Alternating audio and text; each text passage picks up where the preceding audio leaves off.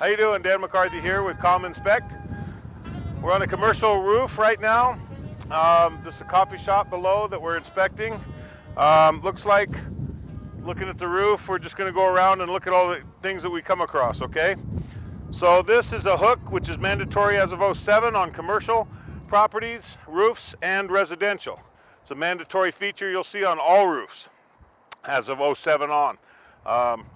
Usually they have a boot on them, a rubber boot to keep rain and moisture off of them so they don't rust. But you will get fined if someone sees you up on here doing any work without a harness or tied off. Let's come down here and look at this. We know that it's gas powered. Got the gas line in. We have a regulator and a shutoff right here. So we know this is gas powered. We've got the exhaust right here.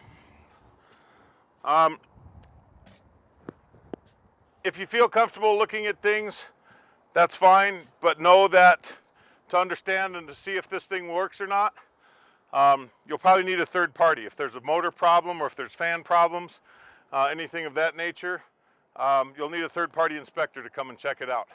You could be able to turn on the breaker inside that says rooftop unit or air conditioner or heater and turn the thermostat and see if it comes on, and that would tell you in your report that it's working or not working. Let's look at it. Just since we're here, let's check things out, see what's happening with it, see what we have. Here's the motor. Got some wiring. We have some wires that aren't connected to anything. That's one of the thermostats. Most of them come with dual thermostats, depending upon the size of the property. This one apparently only needs one thermostat because it's not a very big location. So this one is just tied off and cut. Motor label happens to be upside down on this particular motor, but you can see the horsepower, 3 horsepower. Basically it's a 208, 230, 460 runs it. Other information that may or may not be pertinent to your report. Here again, if you've got a third party or not. And here we have the burner unit. We've got the gas feed. We got the blower motor. This is where it heats everything up and blows it through the ductwork for heating. As far as an inspection on this, you can't tell if it's working or not. Here again, if you want to do a report on it and find out if it is working, you'll need to go down and turn the thermostat to 90 degrees or whatever it might be to make this come on, and then come up here and see if the burners come on, see if the fan comes on. Make sure that it's working if that's what you're doing your report on. But most of the time you're going to leave that to a third-party inspector, and he'll come up and do the whole inspection for you and give you a report on it. So just to let you know, if you come up on the roof with the third-party company or the third-party person, and they open this up, now you know what they're looking at. You got your motor, you got your burners. This just happens to be one we're looking at today.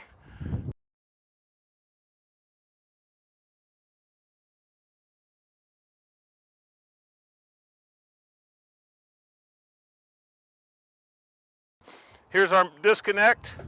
This disconnect right here is in the on position. So if you happen to go inside this air handling unit or rooftop unit, know that there's juice to it. There is power to it. It has not been turned off. So be very careful at any rate. If you open the doors and check filters or just open the doors to see what it looks like, just be aware that what position the disconnect is in, on or off. This one happens to be in the on position. Everything's live in here. This is our exhaust air, which comes out of the air handling unit, which pulls air from inside the building to the outside. Should not be next to a drain. It's a code issue, which you really don't need to know, but those drain gases can come back up and filter inside the building. Usually there's a block there that's not letting outside air in to the unit and into the ductwork, but it's possible. So if there's any sewer gas smell or any mold or rotting leaves going on or anything like that in the drainage vents, it's going to get pulled up into here. There's one drain there. Here's another drain here. I don't know if you can see it, but this drain's completely clogged with leaves. This is something you would note in your report with ComInspect, or whatever you're doing the report for. ComInspect would have a detailed area that shows drainage, rooftop drains. Are they plugged? Where are they? Location of them? Are they plugged? How many? Things like that nature. So this one we would say is in the, for instance, northeast corner, happens to be plugged. Leaves all around the outside, leaves on the inside of it. On this side happens to be our air intake, which pulls air into the unit for combustion air or fresh air for the burner, things like that. What I see with this is it's within a foot of a wall right here, which is not code. I don't know how it got put in this way, but you've got to have 3 feet of air clearance around it. This unit probably is not getting enough air, combustion air or intake air for ventilation or for combustion air to run any gas-fired appliance or anything that's inside this building.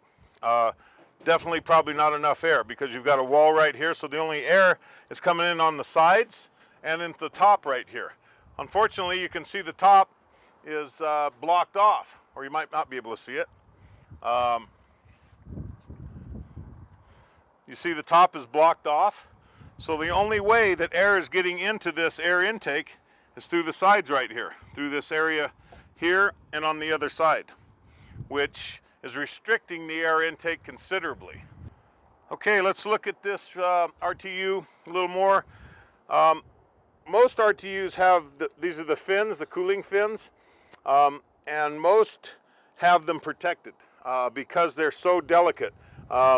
They're very thin fins, and you can see just by doing some slight pressure on them what can happen to them. So say a stick or something, the wind were to blow something into here, it would damage these fins, and they're not vertical anymore. They close off by getting hit and disturbed. Different things might have hit these and closed them off. So it's very important that the fins stay uniform and perpendicular and so much space in between them for air intake and discharge. So usually you'll find a grade on there that protects them. Let's look at a couple other things here. Right here we've got our GFI, our service, this is called a service receptacle, and it has to be within 25 feet of any rooftop unit, air handling unit, any equipment that's on a roof. You have to have a receptacle within 25 feet per code. So this one is a GFI. Unfortunately, it doesn't have the cover on it. We see the cover down here. And I don't know if it's broken or it just possibly came off. Doesn't look like it's working too well. We'll put it in that position for now to keep any water from blowing in there. But you'll have one of those. Let's look at this real quick. Here's our gas line coming in. We have an 1.25 inch gas line. We've got our valve right here for on and off shut off. We have our drip leg right here. We have our regulator. We've got our union. From our union, we come up to a 90, 90, 90 into the unit. Notice how the pipe reduces right at the regulator. Notice we've got 1.25 inch pipe here. We come down to 1/2 inch conduit right here, behind and in front of the regulator. Then we go back to a 3/4 inch conduit to go into and service the RTU. So the pressure regulator regulates the pressure. So when it comes in and goes out, it's restricted so it can take a good reading and know what to do with the pressure. It goes out, and this unit only requires 3/4 inch. But coming in, we've got an 1.25 inch pipe. So it's got the volume that can take more gas if necessary. We want to make sure that we notice, take a picture of any labels that you come across that are pertinent to the rooftop unit or the air handling unit, ratings. Also look for damage, any damage you see, anything caved in, anything broken. You notice this door here, all the pry marks on here, looks like somebody's tried to pry it open. this particular door does not open from the inside. It's been sealed. So you can see the damage here. Make a note of it.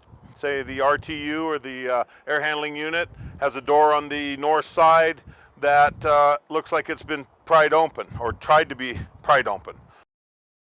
This roof is an EPDM roof, basically a rubber membrane roof. You'll notice this rubber membrane roof has a parapet around it. Any wall that sticks up from a flat roof is called a parapet. So this roof has a 4-foot parapet on it.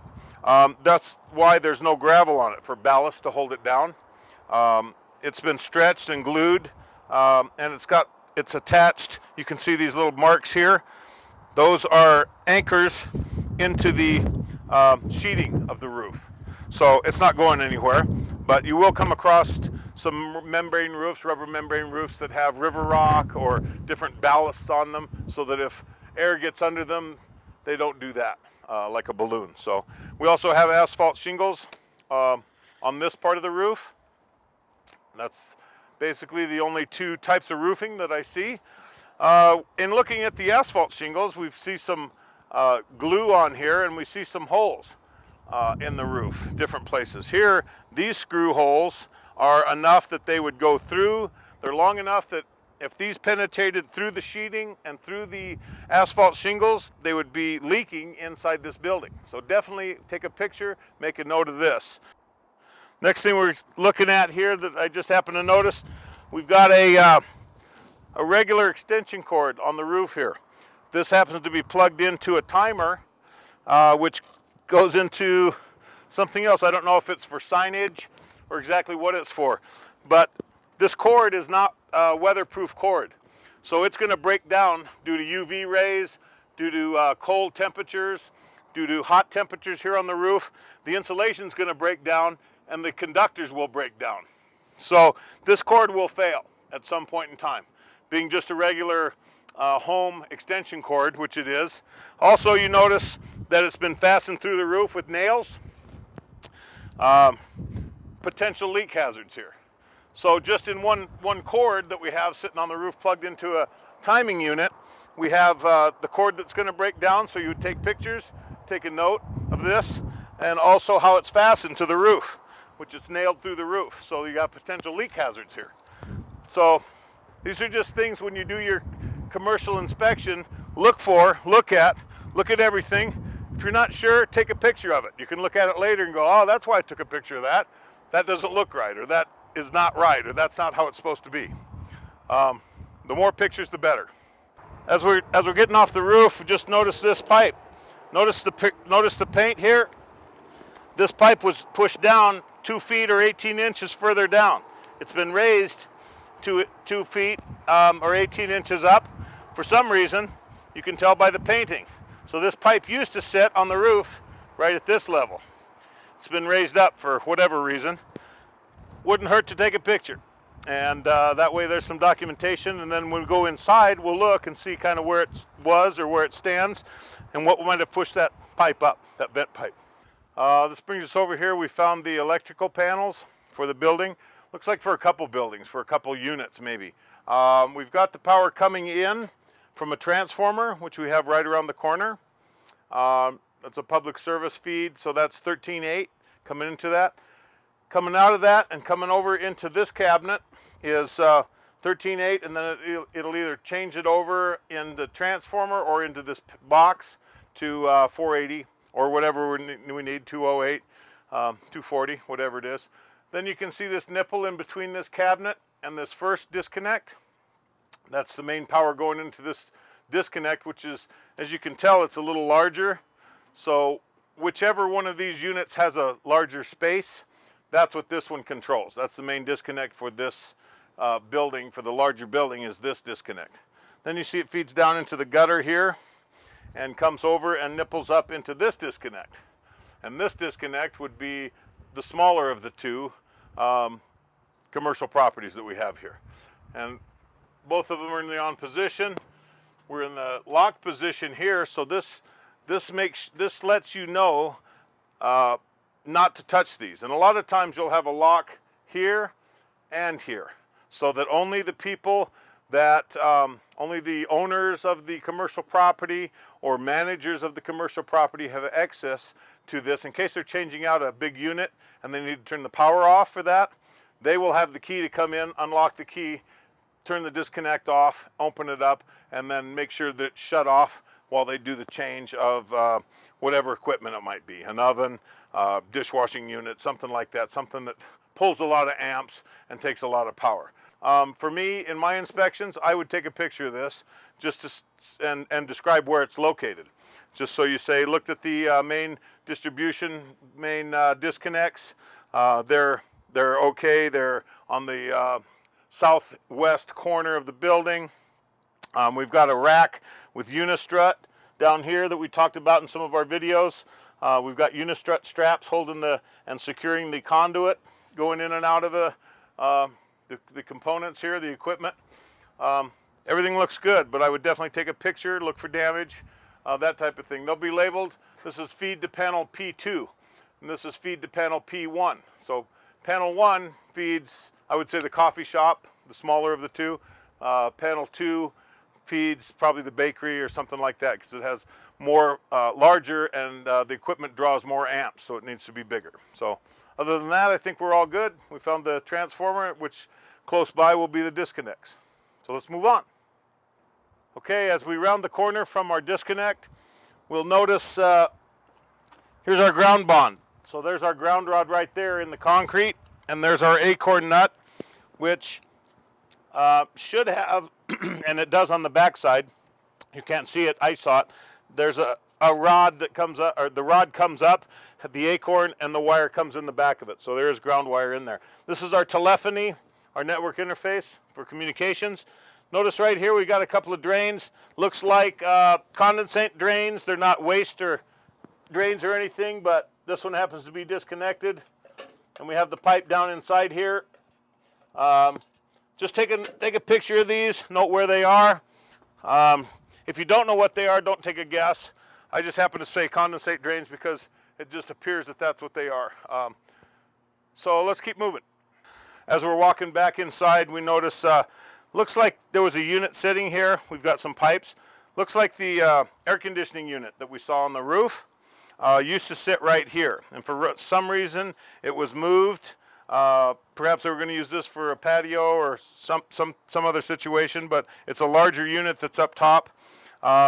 Notice our service receptacle, and here's the power that used to feed this air conditioner here. We have some more disconnects and a gutter. So we'll just keep moving. As we see here, this is a transformer from public service. That's at 13.8 coming in to the property. There'll be two sides of it, which you don't have to open by any means, but one side comes in from public service, the other side comes out and down and over to that big gutter that we saw over here, and that will be distributed into the different commercial properties. They always hum because they don't know the words.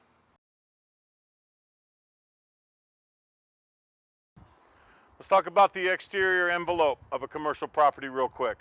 We'll have some training later on that goes into more detail, but right now, basically, you've got, look at, if you can see the foundation, look for cracks, take a picture, make a note. If the siding happens to go all the way down and is touching the dirt, we know from a home inspection that's a bad deal. Same with a commercial property. You'll see in the eaves, there'll be recessed cans. In this particular commercial property, there's can lights shining down. There's also receptacles up in the eave, and they could be for Christmas lighting, or it could be for signage. Just take a note of them, say that they're there and what's happening with them. Just look for any defects, any damage to the exterior of the commercial property. Just look around, not necessarily landscaping, but just anything attached to the building. Anything that has to do with the building or the exterior of the building envelope. Okay, we're inside now. Looking around, let's see what we got. We got a frog eye above the exit door, which will come on when the power goes out automatically. We got some exposed piping here. We got our water pipeline coming into the building, going down the length of the building. This water pipe here happens to be our supply for our sprinkler system. And looking at this head right here, I would take a picture of that and put it in my report, because there has to be so much clearance around a sprinkler head so that it can be actuated and dispense water wherever the fire is. On all the heads, we'll have water coming out, but there's a certain amount of clearance that's needed, so that could be a problem. As a commercial inspector with ComInspect, I would take a picture of that and note its location. It's right by the front door and looks like a clearance issue. Let's keep moving here and see what else we find. We got our duct work, we have our fans for ventilation with our heating, and our air conditioning system with the RTU up top that we just talked about and looked at. Ductwork looks fine.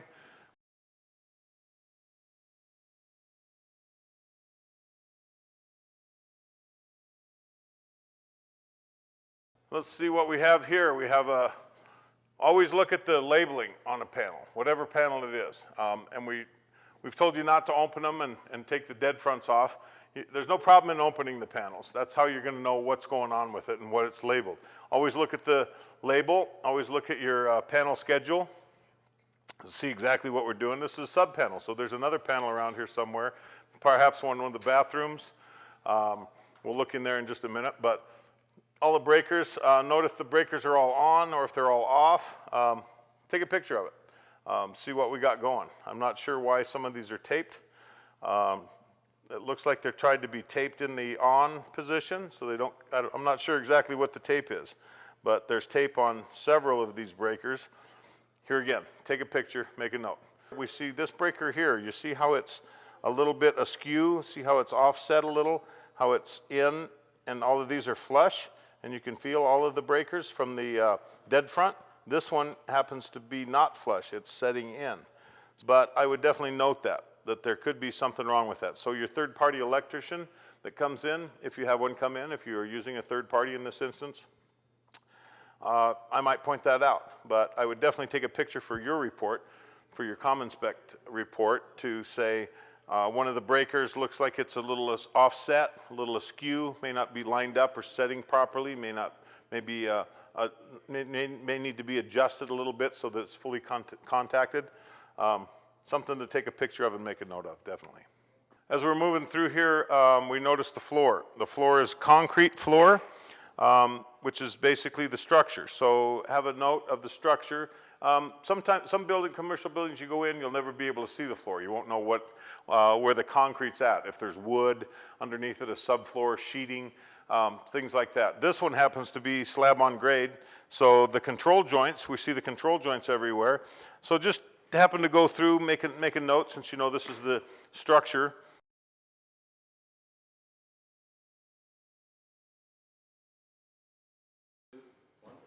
When you're looking behind here, behind a counter or where there's a kitchen area, when you've got sinks, basically you want to look for plumbing problems, any moisture leaks, any places that looks like there has been water dripping, setting, leaking, any stains, things like that. I would take a picture of that. I would also take a picture of the equipment, the sink itself. Also within 3 feet of a sink, you're going to have a GFI receptacle. Take a note of your GFI receptacle, which we have one within 3 feet of the sink. See if it's working or not. If you have a tester, definitely go ahead and test it. Make sure that its GFI is working properly. Basically, the equipment we want to leave for people that know what the equipment are, what it is, and what it does. If you were to turn this thing on, I'm not sure how it works. I don't know what it is. We're in a coffee place, a coffee shop here that's vacant. So I'm not sure. So you could wind up doing some damage to the machine or yourself. So I would let the equipment go in commercial properties. I wouldn't do anything with the equipment. Make a note of it if it looks broken, damaged, things like that. Other than that, my suggestion is leave them alone.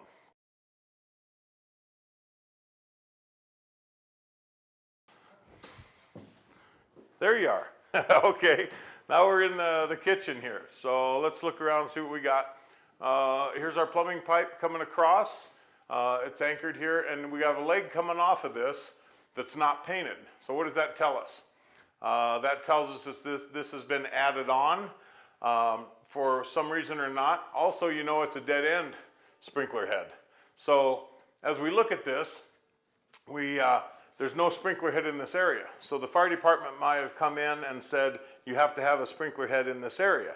So the owners, the previous owners, or the management company, or the whoever it might be, had to come in and put this leg on to cover, for coverage of their sprinkler system.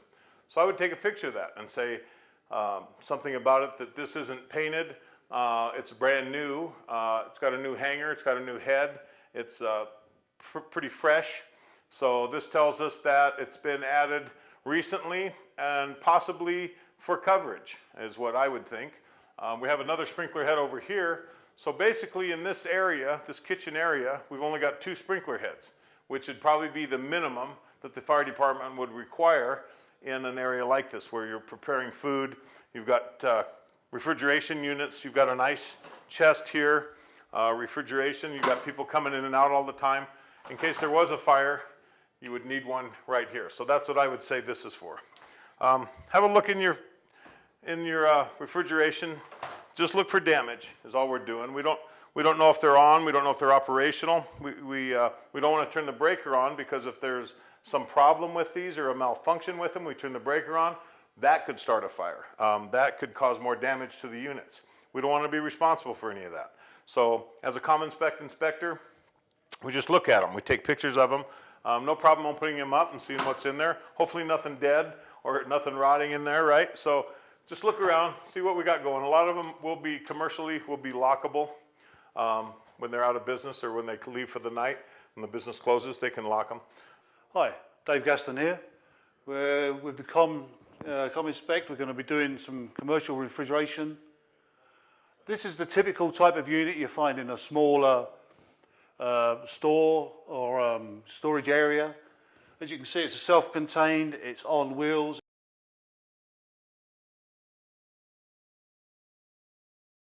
It has its control panel up there. They have locks on them, because again, if it's in a publicly accessible area, you don't want people messing around with your food. What you'll do is when you walk into a building and you see these sort of things, you'll see that there's no lights on, so the power's been switched off. You can open the doors, and one of the things you'll notice is straight away is that this is the switch that's supposed to bring the light on. And you think, oh, well, there's no power, so there's no light. But the switch itself is loose, it's damaged. And you open this door, and you heard that clunk. That's the switch clunking down again. That's like faulty and damaged. If you switch this switch here, this is the turns the fan's on. And it brings your units up here. You'll hear the fan kick in. But the lights still haven't come on. So there's a reasonable chance these switches are broken. Take a picture, make a note of it. You put it in your report. Turn the fan back off again, because you obviously don't want this running. In all of these places, if the refrigeration units are being turned off for any length of time, the doors are meant to be left slightly open. These are magnetically sealed, so there would normally be something left in there just to keep the doors open. This is video, but you can't really understand this. But you open this one, and the light comes on, which means that the power supply is there. And you can smell, there's a horrible smell in there, because this door has been kept shut. Obviously the building gets warm, and it's horrible. This should actually be in a position of being left slightly ajar like that. These refrigeration units are normally, it's unusual to see them in an empty building, because they're on wheels, they're expensive, they're normally taken out and sold. Here we have an ice machine where the power is left switched on. There's no water coming into the ice machine. You can see that the door works and it's fine, it looks good. The ice machine itself is not particularly old, it doesn't look badly damaged. There should be a drain underneath the ice machine, because there's a constant supply of water through the ice machine. The inside temperature of an ice machine is normally at about 33 or 34 degrees. So the water constantly circulates out, and the ice doesn't get stale water in there. In a moment, we'll show you the inside of this ice machine. It needs cleaning. It's something you'll need to point out to the new potential clients or whoever has commissioned your report. There's lime scale in there. It's possible that the ice machine may even need a filter put on it, or if it has one behind. You don't really want to be pulling these things out, because the hoses could come off. It's just something you point out to your clients. This should be in the off position, but You know, you can try that little red button and nothing's happening. So there's again, you point out there's a fault. The door should have been left unlocked, open in the open position. But that's how we found the ice machine. So this is a typical kitchen area for most pizza stores. This is a coffee store. And this is the type of thing you'll find. When you look at them, just check the general condition. This one's in pretty good condition, I say, apart from the switches up there. Up above here, there will be a control circuit. This one's closed in. Normally, you get your step ladder up, and you can have a look above there. If there's a lot of dust in the vent, this is a vent. You point it out, take a picture, it'll need a clean. You have more vents under here, the air comes out. Again, it has to have a constant circulation of air to maintain the temperature in the refrigeration unit. You've got a care label here. Well, this one has been kept clean, but not left open, so the smell stays in there and the switches are broken. The panel for turning the power off of these is obviously not in the kitchen. You don't really want your panel in the kitchen. Once you identify the breaker, you can know whether it's switched on or off for the light, because there'll be separate switch for lighting. In all refrigeration units, your lighting is on a separate breaker from the fans and the motors, because they draw different powers, different amperages, and there'll be a separate system. That's the refrigeration unit in the kitchen. If we want to go outside and look at the shelf refrigeration unit on the side here, we'll point out some other features of these units. In this particular coffee shop, you have what these cabinet refrigeration units. The air is pumped through here. You have all your controls under here. The doors will open, they're stopped from the back. You can point out whether it's been cleaned or not. There's a lighting circuit in there because you have under-shelf lights. They'll be up under here. You can feel the lamp. That shuts, but this area here isn't refrigerated. This area here is. You'll take this out. These shelves lift out for cleaning. You may want to take them out and have a look underneath and see how clean the area is. I'll open this one up just so you can see inside. You can see there's crumbs under there. There's duct tape. I don't know what that was for. But this is kept cold and the air is froze up through the front there. And it's normally for pastries or sandwiches or things like that. You'll see them in the coffee shop. Underneath here you have GFIs, as are required by code for separate power supplies, in case you need to do any maintenance or just for cleaning around the area. There's your control circuits there that will tell you the temperature that it's running at. Your compressor and your vents are all under there. Inside the unit, you'll have a thermostat there, which will give you a reading of the constant air temperature. This is your chilled unit, and it should probably be running at about 36 degrees maximum, and no lower than 32, obviously, otherwise it freezes. There's there's a ballast there for your lighting circuits. This will turn your lights on. Obviously, the power or the breaker is switched off at the moment, or the lights aren't working. This is a fairly basic unit. They actually chill the shelves and blow cool air up here to keep these cold. These shelves are supposed to be adjustable, but they're generally not because you've got a light attached to the bottom of them. That means you'd have to rewire them if you move them. But yeah, you just point out, take pictures. This one's not too bad, just say a few crumbs. Don't know if it works, so I don't know whether the power's switched on. So that'll be your third party person will tell you that. That's refrigeration. Thank you. Here's our mop sink.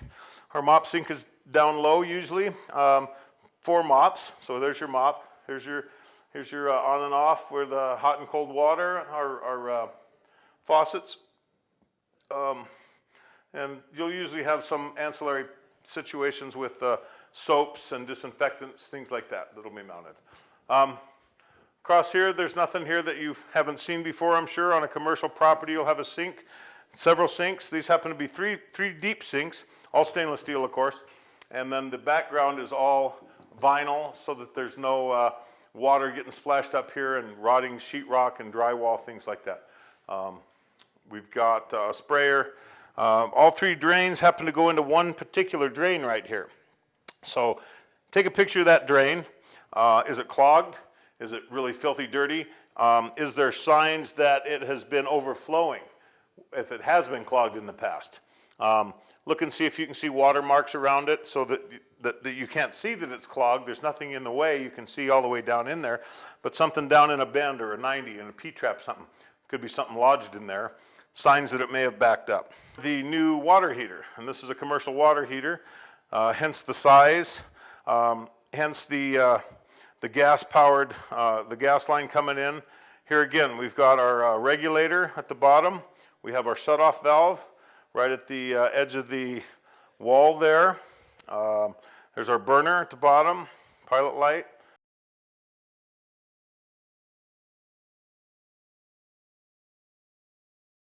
Right about in this area is where, when we were on the roof, we saw a vent that had been raised up about 18 inches or thereabouts. So it might have got moved or adjusted. Another possibility, it could be inside the wall. A lot of plumbing pipes are in walls, and they could have had a vent go up inside this wall, and that might be its location. So we may never know what it was from. But the fact that we took a picture and we noted where it was is a good thing. This last little area, it looks like here in this kitchen part, it looks like an office. So we've got some shelves here for stocking different things for either the kitchen or the company. Got a desk, somebody sat here with a computer, a little back area. Look around, just take note of what we got. What we do have in here is an attic access. It's very rare that you will find an attic access in commercial properties, unless they're smaller commercial properties like we've got with this little coffee shop, little restaurant, coffee shop type situation. You can get up in there. The client may specifically want you to get up in there and say, I don't know why the heating bills are so crazy or so high. You may get a ladder, get up in there, take the lid off the attic access and say, there's no insulation in here, and that's why. And that would go in your report. In an office building, for instance, you'll have drop ceiling tiles. So you can pop a tile up, stick your head up there. That'll give you an idea of what the building's made out of, because you'll see the raw structure of the building, the raw metal, wood, whatever its composites are that it's made out of. You'll also see all the wiring up in the ceiling. So if there's an access, it'll give you a better idea of what you're dealing with. This would pop that open, it'd give you an idea what kind of trusses we've got. If they're wood, if they're metal, what kind of studs we've got. Wood, metal studs. You can get a better idea of what's going on, definitely. Sticking your head in behind the scenes, so to speak. So there it is. Get up in there and see what you can find. Here we are in the bathroom. This happens to be the women's bathroom, commercial bathroom. Got a stall in the back here with a vent, some down lights, some can lights we got back there, and a sprinkler head. Another stall here, and here we've got a couple of sinks, and we happen to have a couple of Insta-Hots here, which is a couple of little devices that when you turn the hot water on, it becomes instantly hot, hence the name Insta-Hot. So they happen to be mounted here. Look for any leaks that you might have around the sinks or any fixtures, toilets, things like that. What's very strange is in this particular bathroom, we've got the main panel for the building. And that's very rare that they put commercial panels in bathrooms. Code violation, but at any rate, you may run into this. So same thing we did with the other sub panel in the other room. Check the breakers. Take note of any that are askew, like we found one in that other panel, in the sub panel. Just make a note. You've got your schedule, panel schedule here that tells you what breakers do what. Notice the size of these breakers. Some of these are pretty big. They are probably for the equipment we saw in the kitchen, the refrigeration, things like that. So, and it'll tell you on the panel schedule. It's important that you have a panel schedule.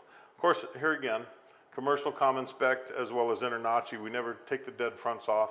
We don't need to find out and get involved in all the wiring and everything like that. This is a small enough building that you could do yourself.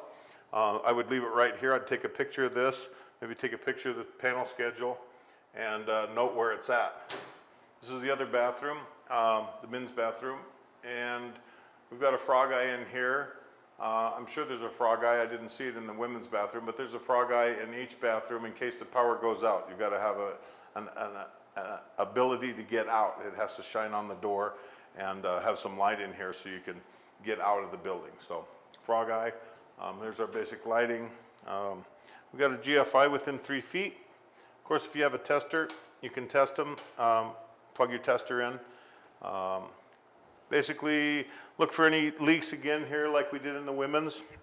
If we have anything leaking, and there's an Insta-Hot, of course, right next to it, like in the women's. We have a urinal in the stall, basically some can lights and some sprinkler heads. So it's very similar to the women's bathroom. I don't see anything different. We also have a vent. We'll have a sprinkler head every 10 feet, so there's one in this stall, and there's one right above the door here for our coverage. So I would just make a note of that in our report. Basically, we've got frog eye sprinkler system, two sprinkler heads, a couple of can lights, over mirror light, a couple stalls. We've got an Insta-Hot. Doesn't appear to be any real leakage or any damage from any water leaks. Make a note of that. And that's about it. Quick and easy commercial property. This happens to be a little coffee shop we looked at today. Nice having you with me. We'll do it again. Thank you.